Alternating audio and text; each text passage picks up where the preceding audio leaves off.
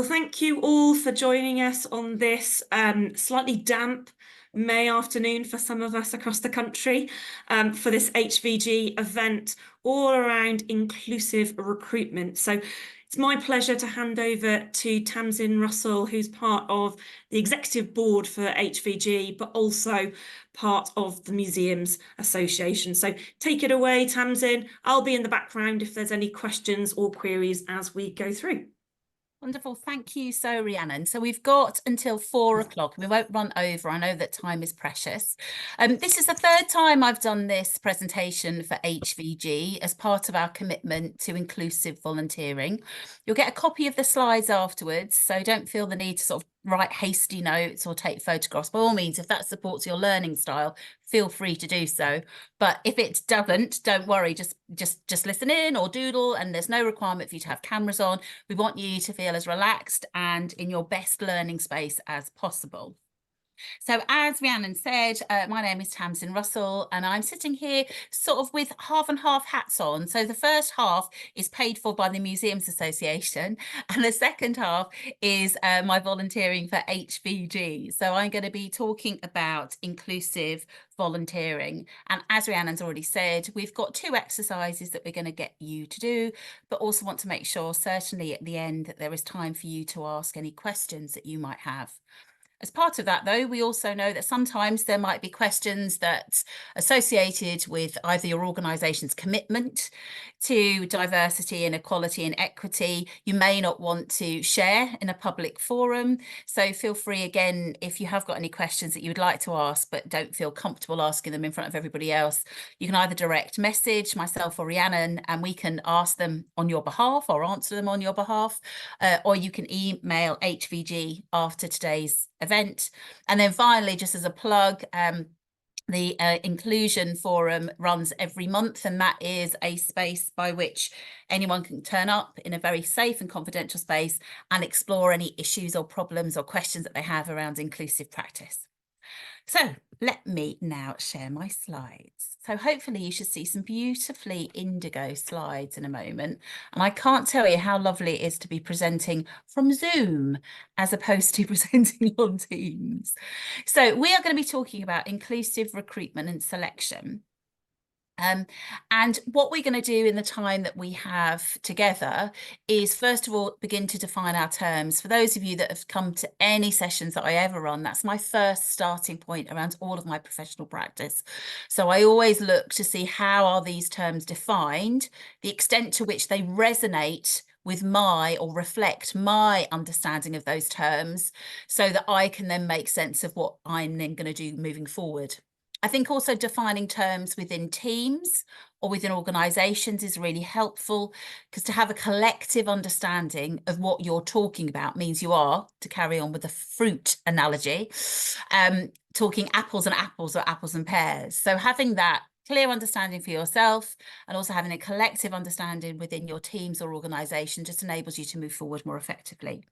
We're also going to have a look at undertaking a process review from your particular area of practice, and then finally look at what can help you and what help do you need, and also who can help you as part of this.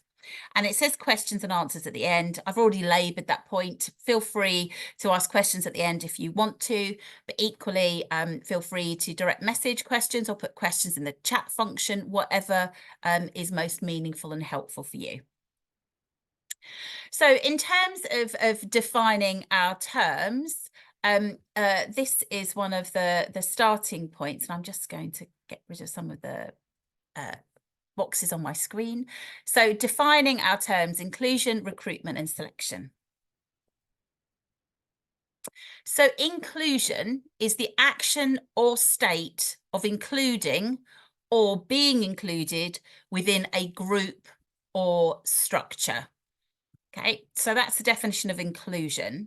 At the Museums Association, we have expanded that definition to also include the practice or policy of providing equal access to opportunities and resources for people who might otherwise be excluded or marginalised. So when you're thinking around how does your organisation describe inclusion, but also who are these excluded or marginalised groups of which you speak. It's important to explore that. So when we're thinking about inclusion, something that moves us on our inclusion journey is by doing something rather than just talking about it. And also ensuring that the groups you're identifying are the right groups for your organisation and your context. Now, often when we talk about inclusion, we tend to focus on the legal imperatives around inclusion. So for those of you that are certainly public sector organisations or museums, or all of us who ultimately offer a public service, we will be covered by the Equality Act 2010, and I'll talk about that in a moment. That outlines very clearly 9 protected groups. But again, in your organisation, you may well expand what you mean by those excluded or marginalised groups beyond those 9 legally protected groups to include, for example, individuals from different class structures, or individuals from whether they're sort of rurally located or whether they're in the metropolitan area. Or you might also think about examples of introversion versus extroversion. So there are a variety of different ways in which you can, as your organisation, identify the groups that you are going to be focusing on. They can be within those 9 legally protected groups, but they can be broader than that. And part of that discussion is to identify what are the right groups for you. What do we mean by the term recruitment? And I'm separating out the concept of recruitment and selection. So if you look at the literature, recruitment is all around attracting a field of applicants. And when you look at the literature, it does tend to use language that more readily aligns with paid employees, okay, rather than volunteers. Shocker. But the processes are the same. So it's about attracting a field of applicants, whether that be for paid work or also for volunteering. So that's about casting your net widely. Selection is the process of selecting between them to create your candidate list. And again, this might seem quite formal for you, depending on the size of your organisation. It might be quite formal, depending on your process associated with volunteer engagement and appointment. It really does depend. So some individuals might well, or organisations might well, have a very clear, we will highlight, we've got 12 volunteering opportunities. We want people to put in an expression of interest or an application, and then we will look at that expression of interest and application, and we will select between them based on what they've said in that expression of interest or application, and or through a conversation, and or through an orientation day, and or through a taster day. So again, your organisation may adopt very different processes to enable you to work out how you are going to make the decision around who is going to volunteer in your organisation. So there's different levels of formality. This is the life cycle, ultimately, of any individual, and to a great degree, even a consultant or freelancer within an organisation. So there's something around recruitment, that's casting the net widely to attract applicants, selecting between those applicants that become candidates. Then we appoint. As part of that, we should offer some sort of orientation, onboarding, I hate that phrase, or induction. Then we get people doing their work, doing those tasks, doing those activities. Again, depending on the formality or the size of your organisation, you may well adopt a particular sort of an appraisal process. You may not use that language. National Museum Scotland, we use the terminology volunteer review, volunteer annual review. Again, it was a very clear process around engaging with our volunteers and saying, do you wish to continue volunteering with us? And that was a point at time. There might be some development. And what do we mean by development? So any training that is required for that individual to undertake the volunteering roles. It could also be, depending on the purpose of your volunteer programme, some employability skills. It could also be around stretching technical skills. So depending on the priorities or purpose of your volunteering program, there may well be different opportunities for training or development. I've got the word progression here. And what I mean by that is really ultimately in the eyes of the volunteer. So as we all know, volunteers volunteer for a variety of different reasons. It could be around giving something back, so being very altruistic, generous with their time. It could be around gaining experience. It could be for career ideals and aspirations. It could be around having a sense of belonging and identity, to address feelings of loneliness or exclusion. So whatever the progress is, that's what I mean by that progression. And then there is something around departure. So what do we mean when our volunteers need to exit, and at what purpose, at what point? And how do we manage that? So this ultimately is a life cycle of an employee or a volunteer, or to a degree a freelancer. Why am I highlighting this? The reason I'm highlighting this is to understand where the tension is, or where the barriers are, in terms of you either attracting a volunteer or retaining a volunteer. Will depend on all of these processes. So before I go into a breakout, I'm just double checking, hopefully, yep, a breakout. I just want to ask, does anyone have any questions about anything that I have covered so far?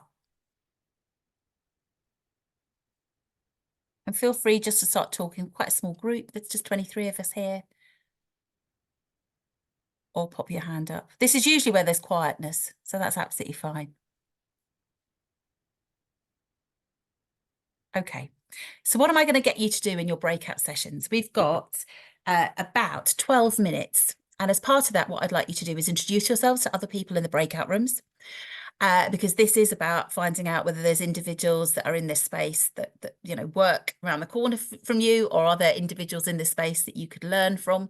So just introduce yourself and your role, your location, the type of volunteers you coordinate or manage, the level you are in terms of, are you tactical volunteering, are you strategic volunteering, any of those sort of things. So please do introduce yourselves and exchange contact details as required.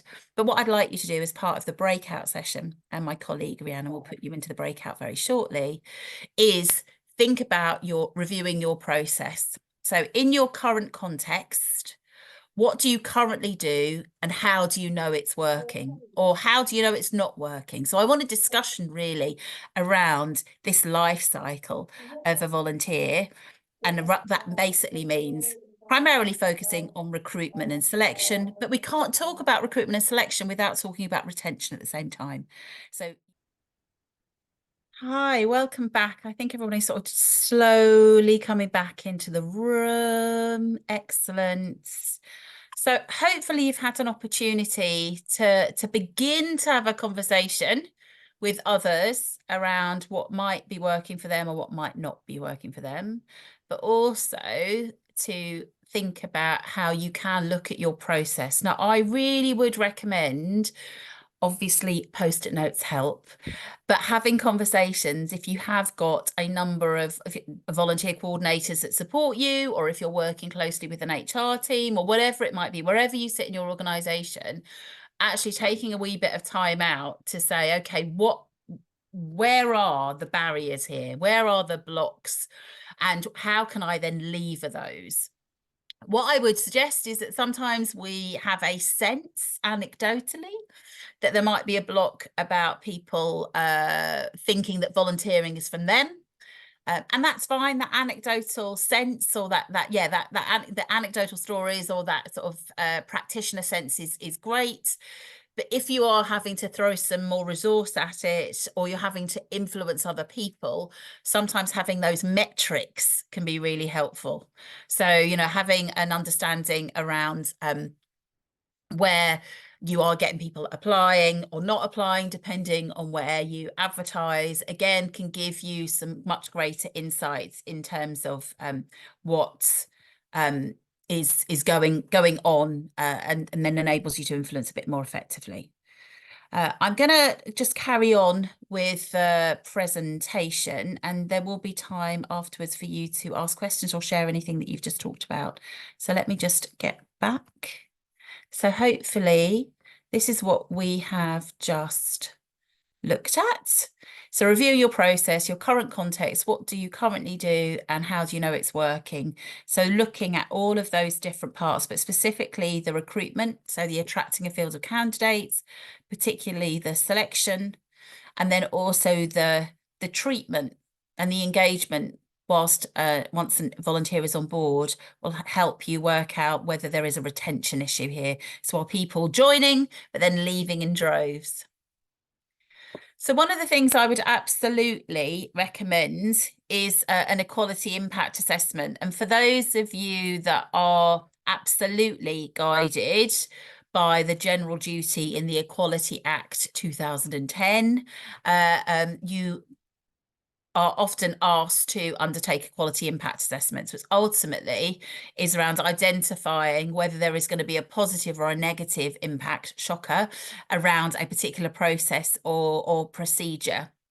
How you do it really does depend on the risk or the significance of that impact. So the legislation talks clearly about the extent to which undertaking an equality impact assessment has relevance for you as an organisation. So if, for example, you were going to be launching perhaps a supported volunteering programme, that may have higher relevance around the need to have an equality impact assessment, okay? So a higher relevance because it's got greater relevance around making sure that there is an inclusive space, there's equity and equality of opportunity. What the legislation also talks about is you need to be proportionate. So that means you're proportionate in terms of how you carry out that equality impact assessment. So how detailed it is, how lengthy it is, and also proportionate in then what do you put in place to ensure that your organisation is more inclusive and supportive. So some of the things that I would recommend if you are looking to make change around inclusive volunteering, but specifically around inclusive recruitment and selection, is around identifying your current volunteer profile. Now, this doesn't have to be an unwieldy monitoring form. We do run a workshop all about measuring equality and diversity profiles. But I mean, it can be really, really light touch, and it can also reflect the particular protected groups or marginalised groups that you feel are most significant to measure and to support. So you don't need to have, as I said, this unwieldy form of all the 9 different protected characteristics with every single one of them expanded to a really granular level around where individuals' ethnic origin is, for example.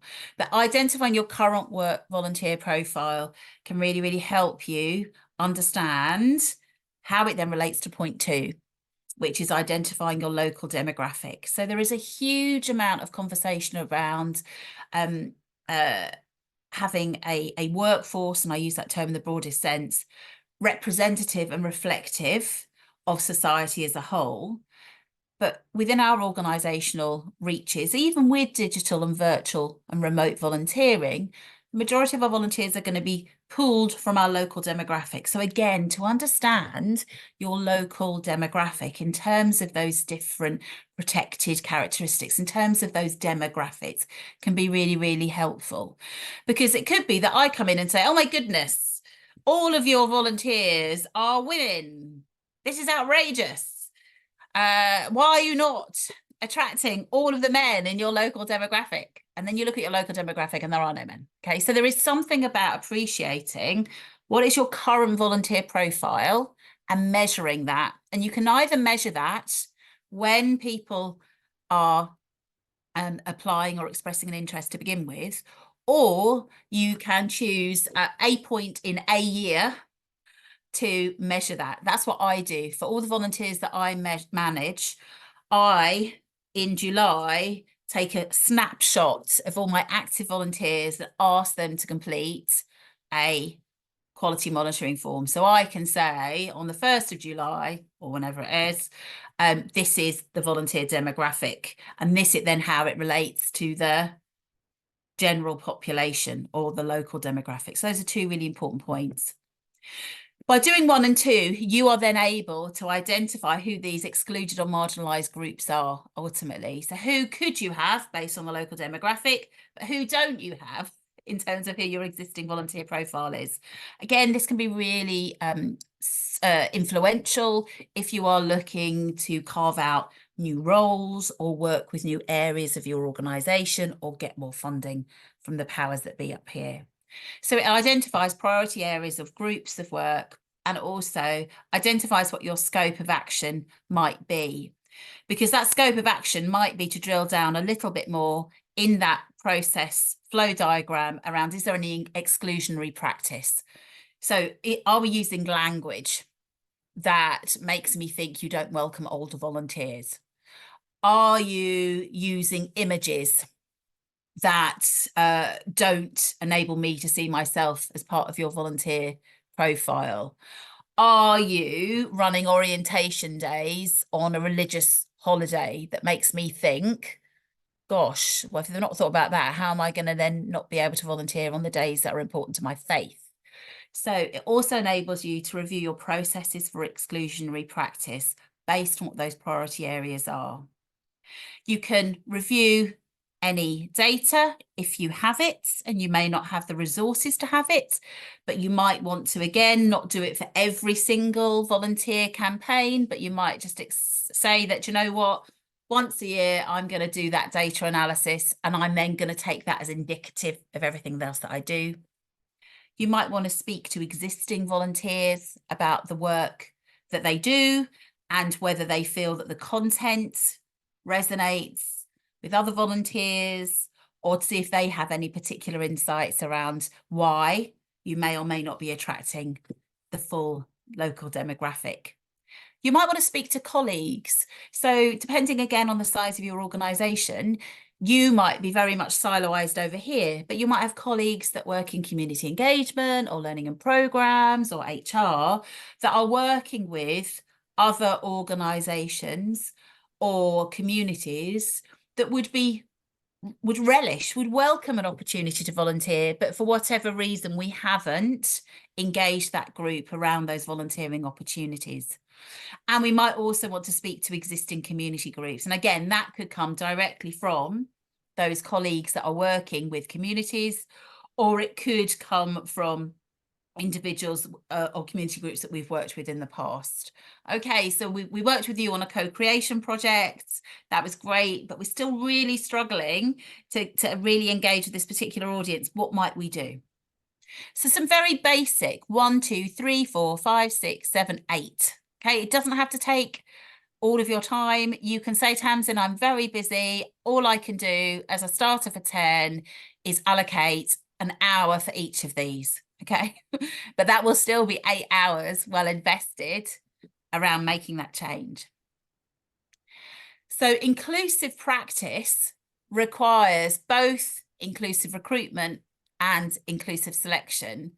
So here are some things to think about, and I'm not going to go through all of these. I think I've already started talking about those, for example, around when you might have taster days and how long they last, etc.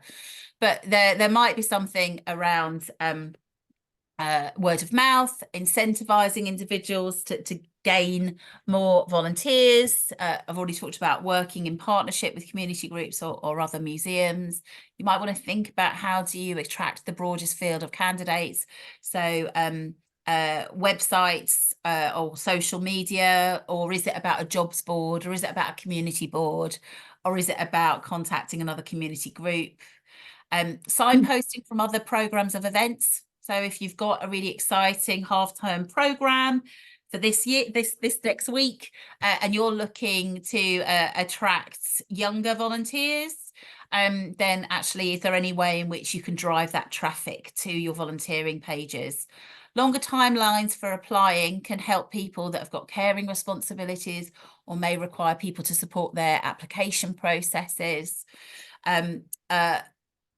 Windows for application as well. Just think about when you're advertising. So are you automatically not going to engage with a particular group because they may be focused on a particular religious celebration, or they might be away because it's half term, all of those things. Ensuring you've got different methods to apply. So I think we tend to default, can you write a personal statement, or can you pop in a CV? All of those sort of things. But really, to what extent is that helpful? You might want to think about how you put in some positive discrimination steps, i.e., how do you work more collaboratively with those organisations that are underrepresented? You might support the application process. I've already highlighted Taster Day so people can see themselves and see some of the tasks that they might be doing. Digital remote volunteering is a huge inclusive coup for volunteering practice, as well as managing the amount of time people volunteer. So event or micro volunteering, all of these things, as well as the payment of expenses, is likely to get people to think more broadly around whether volunteering is for you. And so you're attracting a much bigger field of candidates. So people aren't already deselecting out because they think this isn't for me. From a selection perspective, again, what you might want to highlight against some similar things is offering orientation and support. Anticipatory adjustments can be really helpful. We know that people often don't want to share with others that they have a particular underlying protected characteristic, for example, an underlying chronic health issue or disability. So rather than being required to highlight that, putting in some anticipatory adjustments in advance or specific reasonable adjustments can be helpful. Face validity in terms of what you might get them to do or not do as part of the selection process can be really, really helpful.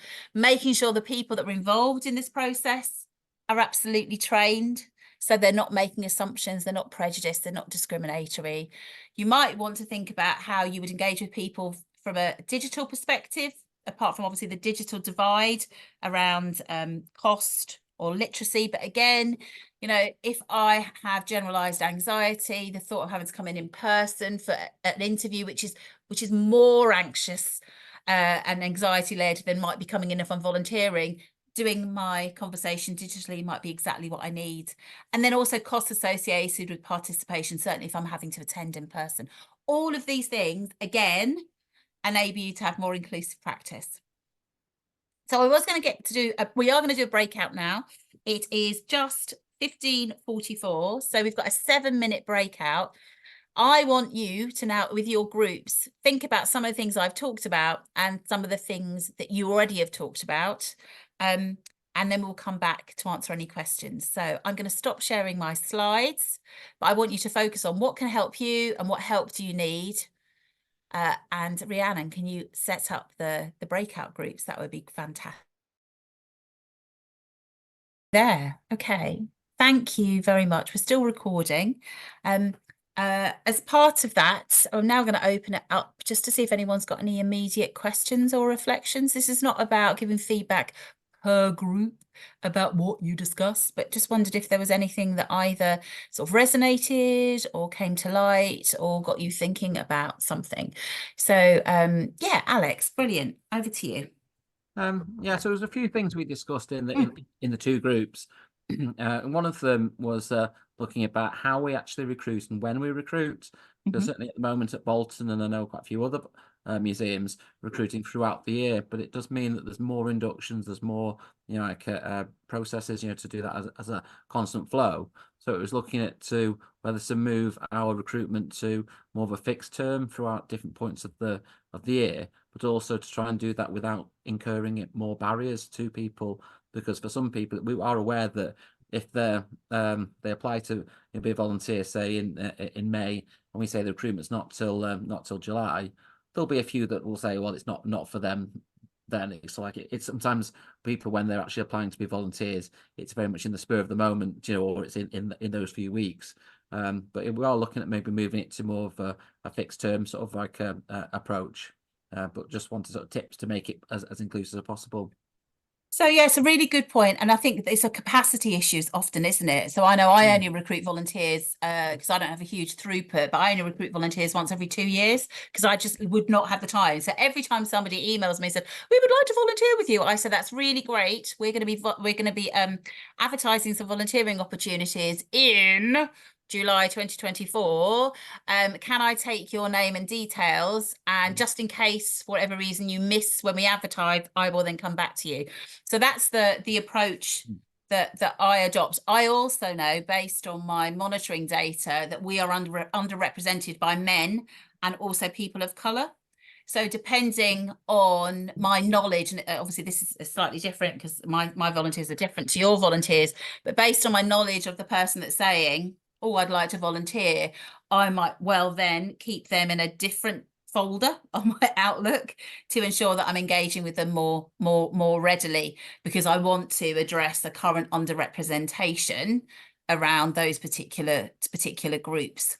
So I think that the key to making sure that you aren't putting more barriers in place is identifying who is currently not represented and who are the priorities in terms of demographics that you are trying to address and encourage to apply, and then work out when the best time of year would be or wouldn't be as a function of that.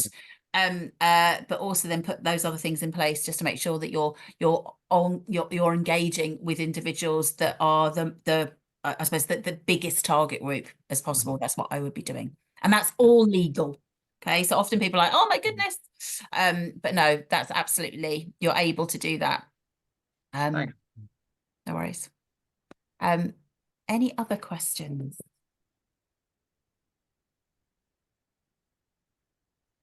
Yes, Rhiannon. Sorry, I forgot where my electronic hand was then for a minute. I had to use my actual one.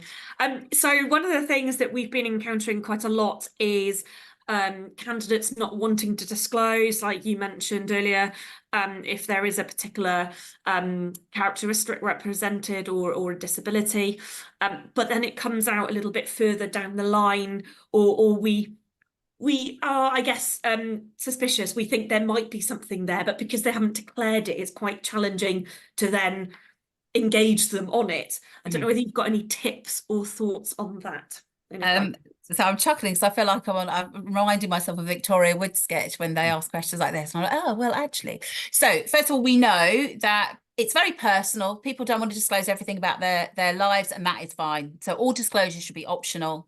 People are more likely to disclose where they feel they are trusted and where they feel the organisation has a commitment to inclusive behaviours and cultures. So the more that you share upfront around your commitment to other things, the more likely they are going to be to share their own information. We also know the more readily you make the link from taking that information and then making a positive change, the greater people will think about completing those forms, because they'll think, "Do you know what, this isn't just lip service, it's not just tokenistic, this is actually going to create different change." So we know all of that.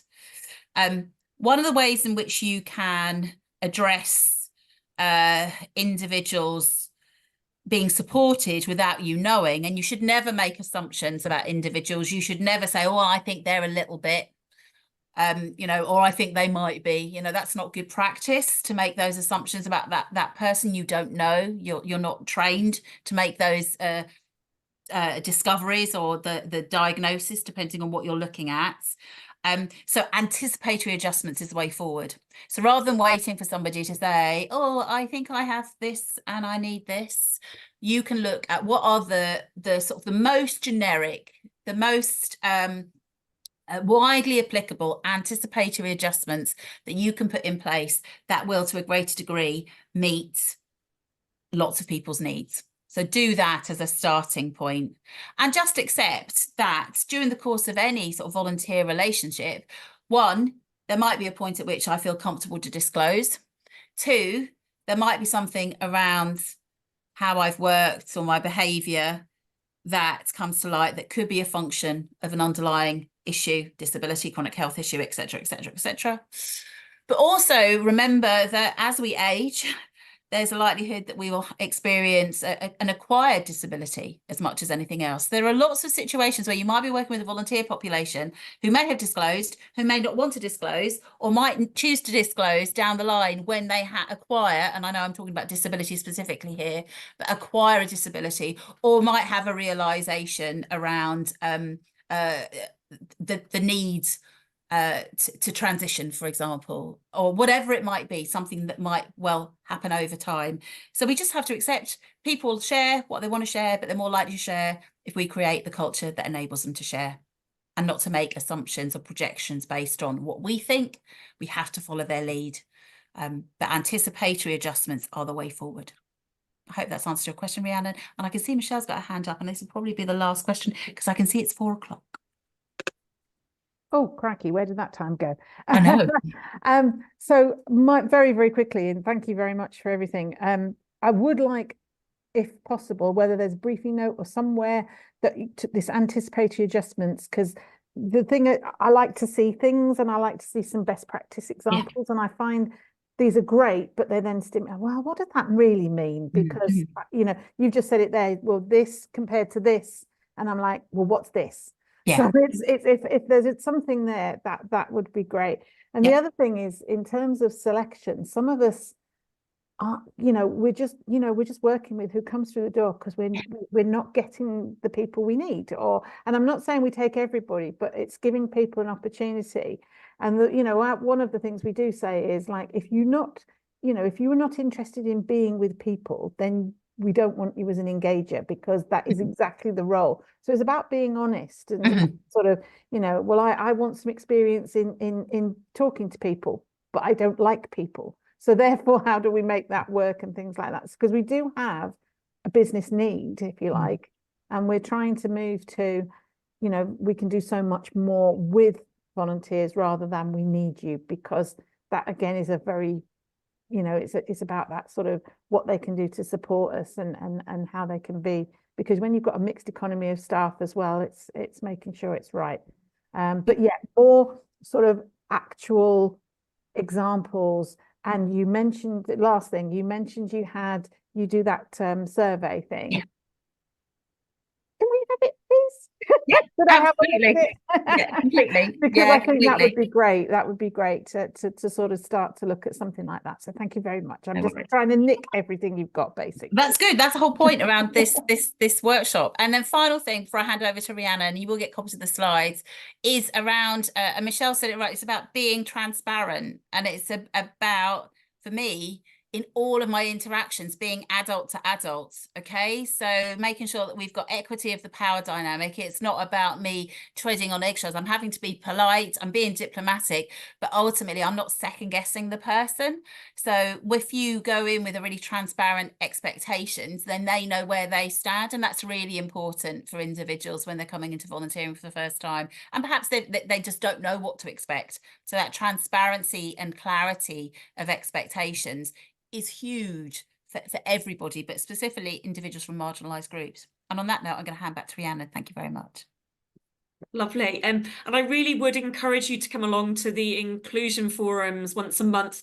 Normally they follow these events, hasn't quite synced up this month, but they're much smaller groups, and actually we share resources like this. So please do come along to those. We will definitely have a think about some of those examples and getting those up onto the Trello board and circulating that information again. So thank you for that as a last point, Michelle. And the last thing from me is just to say all of our events for the next year are listed on the website. I put the link in the chat. Our next event is our AGM on the 7th of June, and then our event and our inclusion forum come up at the end of June. So check those out. And thank you all for joining us, and we'll get on some of those actions as well.